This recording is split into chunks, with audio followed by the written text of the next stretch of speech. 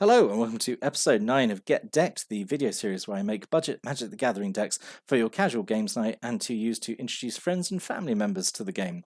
In this episode we're going to look at Put a Ring on It, which is a white and black deck, and I thought it would be really fun to build a deck based around one of the Universes Beyond set, and as you can probably guess from the name of the deck here, it's all about Lord of the Rings, and you can probably guess what the main theme and mechanic of the deck is going to be.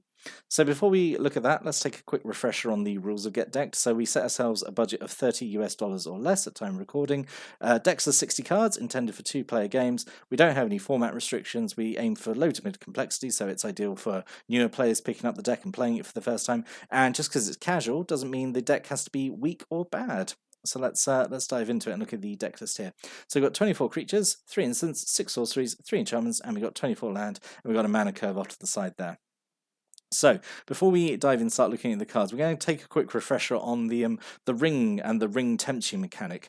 So if you've not really checked out the Lord of the Rings set before, this is like a big mechanic in the set, and pretty much every color has some, at least one card that involves like the ring tempting you, and this is like the whole mechanic attached to it. So when the ring tempts you, basically, as for the first time, you get this emblem, the ring, and every time the ring tempts you from then on, it gets new powers, and every time the ring tempts you, you have to choose one of your creatures to be your ring bearer, and the ring bearer gets all these effects as well. So as it says here on the side, the ring can tempt you even if you don't control a creature. The ring gains its abilities in order from top to bottom. Once it gains ability, it has it for the rest of the game. So these abilities are all cumulative. Every time the ring tempts you, you have to choose a creature if you control one. And yeah, so the abilities are, so it starts off with the ring bearer is legendary and can't be blocked by a creature with greater power. So it's an effect that cares about kind of like small creatures, which is obviously very thematic. The second ability is whenever the ring bearer attacks, you draw a card and discard a card. It's not may, you do have to do it. It's like a loot ability, so that's okay. The third ability is whenever your ring bearer becomes blocked by a creature, that creature's controller sacrifices at end of combat. So even if they do become blocked, because of the first ability, whatever blocks them is going to die at end of combat anyway. And the fourth and final ability is whenever your ring bearer deals combat damage to a player, each opponent loses 3 life. So yeah, it is important to notice as well that you can be tempted more than 4 times. You just don't get anything for it after the 4th time. You don't get extra abilities. The ring doesn't reset. The ring also doesn't reset. If your ring bearer dies, once it has an ability, it definitely keeps it for the whole game. So what basically a big theme of the deck we're trying to do is to be tempted 4 times to get to this final ability, and that's going to really help us with our win condition as we're going to discover. So let's dive in and actually start looking at the cards in the deck and discuss, firstly, how we're going to win. So our main win condition that we're really going to try and aim for is using Frodo, Sauron's Bane. So it's 1 white mana for a 1/2. Has the ability, if you pay 2 Orzhov mana, Frodo, Sauron's Bane, if he's a citizen, he becomes a halfling scout with base power and toughness 2 and 3 and gains lifelink. And if you pay then triple black, when he's a scout, he instead becomes a halfling rogue with the ability whenever he deals combat damage to a player, that player loses the game if the ring has tempted you 4 or more times this game, otherwise the ring tempts you. So what we really want to do is get the ring to tempt us 4 times, get it to maximum power, and then essentially play Frodo, try and make him the ring bearer so he's more evasive and harder to block, and then swing with Frodo and get that instant win by just hitting them. And yeah, that's essentially our primary win condition. So everything is protect Frodo at all costs, essentially. I wouldn't play Frodo really, I think, until you've got at least 3 on the ring, because he's so integral and vulnerable otherwise. And I definitely wouldn't play him unless you could at least get to his first ability on the turn you play him. So really turn 3, you play him and then immediately make him into a halfling scout, just so he's got some extra toughness and he's a bit more resilient essentially. So Frodo is essentially the primary win condition of the deck. So we've got 3 Gollum Patient Plotter, so 1 black for a 3/1. When Gollum Patient Plotter leaves the battlefield, it almost certainly will because he's only got 1 toughness, the ring tempts you. So a whole bunch of cards in the deck are about the ring tempting you. So that's really what the game plan is to get tempted 4 times, get it up to maximum power. You spend 1 black and sacrifice a creature to return Gollum from your graveyard to your hand. Activate this only as a sorcery. So we do have a way of making token creatures. So we can use that as sacrifice fodder for Gollum. He's also, he's good fodder for discarding then to the ring's second effect, where when it attacks you, you draw and then discard. But yeah, Gollum is mostly here just to get a cheap ring tempt trigger. So our backup win condition in a way is ring wraiths. So 4 and double black for a 5/5. When they enter the battlefield, a creature an opponent controls gets -3/-3 until end turn. If that creature is legendary, the controller also loses 3 life. Whenever the ring tempts you, you return ring wraiths from your graveyard to your hand. So you could also use these as discard fodder to the ring's second ability, because we've got so many ring tempts you like triggers in the deck. Like ring wraiths is pretty much always going to be coming back to your hand a lot of the times. And also it means it's really hard to have them stay dead, which again is thematic and appropriate, because they just come straight back to your hand, so you play them again, and they're potentially call for another X3. They're a big 5/5 anyway, so this is like the backup plan just in case we don't like draw Frodo, or things go like a little bit pear shaped. So yeah, we can sort of like rely on the ring wraiths. So we also got 2 Faramir Field Commanders, so 3 and a white for a 3/3. At the beginning of your end step, if a creature died under your control this turn, draw a card, so nice little bit of card draw, I suppose, which is nice to see in white. And it has this ability, which I think is really, really cool. There was a bunch of creatures in the Lord of the Rings set, mostly like heroic ones, so like Gandalf, Aragorn, and like Faramir here, where like you got a bonus where you didn't pick them as a ring bearer, like to obviously represent them, like turning away the ring, like refusing the temptation, which is it's so cool thematically. I really think the Lord of the Rings set really just like knocked it out of the park in terms of flavor. But yeah, so whenever the ring tempts you, if you choose a creature other than Faramir as your ring bearer, you make a 1/1 white human soldier creature token. So this is sacrifice fodder for Gollum, or even you could make just like one of these tokens the ring bearer and essentially just make it like a little unblockable, almost unblockable, like 1/1. You could just do that, I suppose. Really important, actually, going back to what to Frodo. Really important to note. I forgot to mention it, is that Frodo doesn't have to be your ring bearer for that ability to go off. Like you just need to have been tempted 4 times. Obviously, it helps if he is your ring bearer because that's more thematic, but also it gives him like a lot of evasive and stuff. But he doesn't need to be your ring bearer. You just need to be tempted 4 times. So that takes like a little bit of pressure off, I think.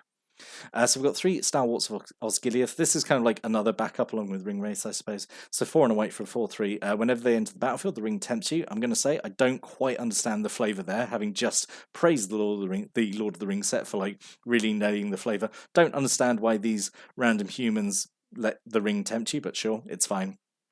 Works for our favour here. Whenever you draw your second card each turn, put a +1/+1 counter on Stalwarts of Osgiliath.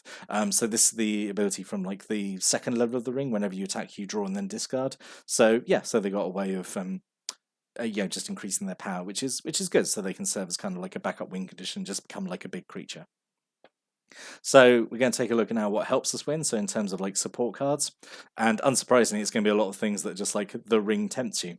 So we've got 3 Samwise the Stout-Hearted, the actual MVP of Lord of the Rings, the true hero. So 1 and white for a 2/1 with flash. When he enters the battlefield, you choose up to 1 target permanent card in your graveyard that was put there from the battle of this turn, return it to your hand, and then the ring tempts you. So what we can do with this, like if Frodo dies, for example, and we really, really need Frodo, then we can get it back with Sam, which I think is fine. I really like this ability in white where it's like you can get something back that died in the same turn. It's a really fun ability. And again, it's like giving you another lot of the ring tempting you, which just means we really want to get to like level 4 of the ring's power as quickly as possible. So then we've got 4 Took Reapers, 1 and white for a 2/1. When it dies, the ring tempts you. Yep, that's absolutely fine. Very sort of similar to Gollum, I suppose. And then we've got 4 Uruk-hai Berserkers, 2 and a black for a 3/2. When it enters the battlefield, the ring tempts you. So yeah, both these are just kind of utility creatures here that just, the ring tempts you. I mean, the nice thing is they do, when the ring tempts you, you can choose one of these as like your ring bearer, I suppose, and then they're getting all the benefits. Like any creature chosen as the ring bearer obviously becomes like a lot more dangerous because they get all those extra abilities.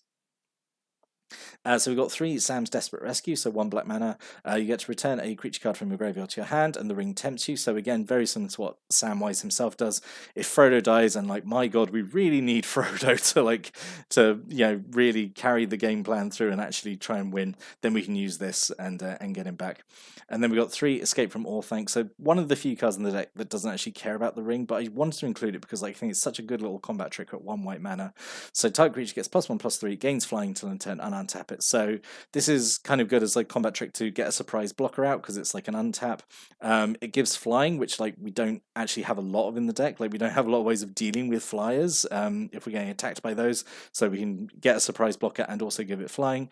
And also it's here to give like an extra level of evasion right to your ring bearer. Like obviously ideally Frodo, because if he's your ring bearer, it's hard to block him anyway, and then you give him flying as well, and then he's like a real nightmare to block. So if we make him the ring bearer and give him flying and swing in, then yeah, hopefully that will be an instant win for us. So yeah, really wanted to include Escape from Orthanc because I think it was a really good little combat trick.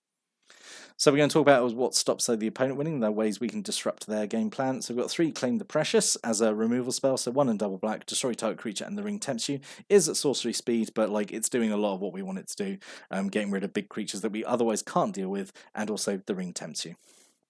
And then we've got 3, Banishing Light, which is just a really fantastic, silver bullet card to include. Like if there's space, absolutely whack it in because it can deal with anything. So 2 and a white. When it enters the battlefield, exile a non-land permanent and opponent controls until Banishing Light leaves the battlefield. So if they've got a troublesome enchantment or artifact that we can't otherwise deal with, just be-light it for a little while and and get it out of the way. So yeah, just some good little utility options here in terms of removal.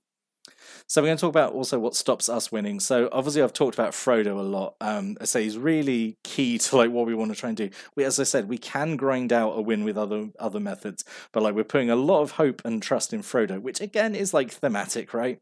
So like I sort of said, I wouldn't cast him unless you could go up to his second ability like straight away, and I definitely wouldn't cast him until you're at least up to like level 3 of the ring, because there's just no point otherwise, right? I would definitely like save him until like the time is right, when you can sort of like windmill slam him down, maybe like go like sink 5 mana into him immediately, go straight up to being the 2/3 halfling rogue with his insta win ability, and then make him the ring bearer somehow, and then just swing with him. Like if we can't do that, I think we're in a bit of a tough game. But we do have options in the ring wraith and the stalwarts of Osgiliath. And sort of like what I was saying there in the Escape from Orthanc, we don't really have a lot of ways of dealing with flyers. Like flyers are a bit of a problem with us. Like we've got Escape from Orthanc as a combat trick to give flying. We've got some removal options in Banishing Light and the Claim the Precious. But we don't have anything kind of more reliable than that, I suppose. So flyers, especially big flyers, are a bit of a problem to us, and also just generally like big creatures. Like we've got Ring Race, we've got the Stalwarts or Osgiliath, but that's the majority of the deck is actually kind of smaller utility creatures. So while we're kind of durdling around with the ring, we could just get kind of trampled by just big, more straightforward attacking aggressive creatures, I suppose. So that's something to bear in mind. So I'd love to know what you think about this deck. Do you like the look of it? Is it a deck you'd be interested in playing, or like would you make some changes to it? I'd really like to know, especially as you've got like a family or family member or a friend who would like really likes Lord of the Rings and like would maybe be interested in getting to Magic the Gathering by like playing this deck. Like stick a comment below with your thoughts. I'd really like to hear them. But I'll be back next time with the last get decked in this series, like this kind of like trial run. I like to see how it's doing, and I think we're going to stick with the Universes Beyond theme. We're going to make another Universes Beyond deck, so I hope you join me for that next time. But until then, thanks for watching and listening, and have a great day.